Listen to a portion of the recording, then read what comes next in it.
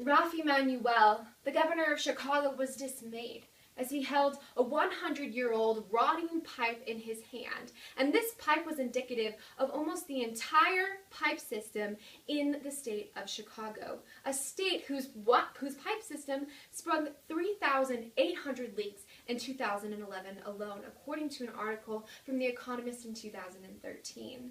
I wish I could say that Chicago was the only city seeing these problems, but unfortunately, that is simply not the case. In fact, we're seeing infrastructure crises all over the United States, most recently, the crisis in Flint, Michigan. And we have to ask ourselves, how did we get here? How did we get to a point where we can't even trust the own water that we drink and the roads that we drive on? And today, this question was attempted to be answered by the editorial from the New York Times titled, "States Should Increase the Gas Tax."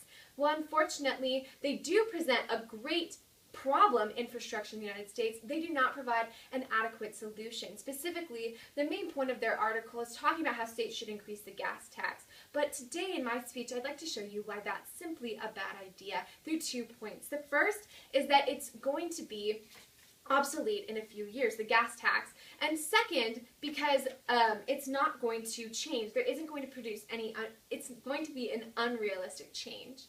Let's first start off with talking about how the gas tax will soon become obsolete. The reason for this is because gas consumption is only going to decrease. The Texas Transportation Institute said in 2011, we've got all of these fuel policies, federal policies, toward decreasing fuel consumption. But when you drive down fuel consumption, you drive down the revenue base. What are you going to do when the vehicle fleet looks completely different from the way it does right now? I'd like to divide this quote into 2 different parts. First, looking at federal policies. Essentially, what's happening right now is that the United States government, in an attempt to help preserve the environment, is passing bills and legislation in order to decrease the amount of fuel that people consume. But unfortunately, that fuel is how the government gets their money for infrastructure. So when you're decreasing that fuel, you're also decreasing the money you have to build roads and bridges and dams, and it's only shooting themselves in the foot. The second reason is because the vehicle fleet is going to be dramatically different in 50 years than it will be today. We as a society are going toward a decrease in fuel consumption and not an increase. In fact, I would say in 50 years, it's probably going to be all electronic vehicles. And what does that mean for the gas tax? It means that the gas tax is a completely inadequate solution because no one's going to be buying gas if they have electronic vehicles. So therefore, if we really want to have a solution that's going to make a lasting impact and a lasting change, then we have to choose something other than the gas tax because it will be obsolete before we know it.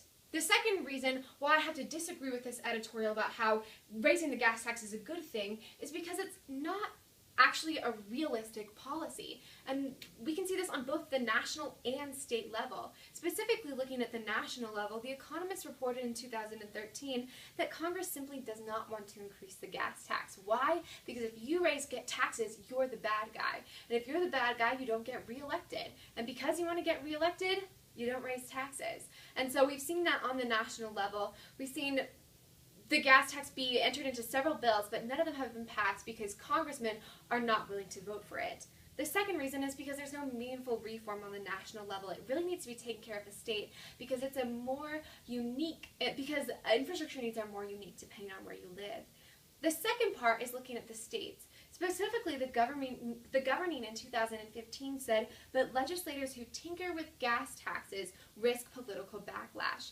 That same crisis that we saw on the national level exists on the state level as well. Politicians still don't want to put their seat out on the line and vote for something that could potentially anger their constituents. The second is because it's unsuccessful unless it's implemented by all the states.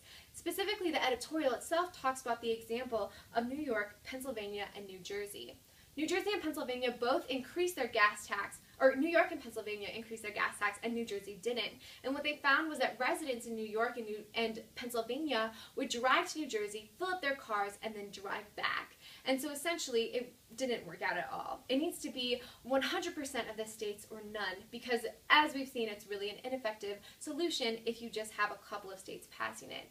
At the end of the day, infrastructure is so important and it's very vital to our nation to have a secure infrastructure. And that's something that I love that the editorial from the New York Times brought up. But unfortunately, because the gas tax will soon be obsolete, and because it's not going to be successful on either the national or the state level, I cannot agree with the editorial that the gas tax should be raised.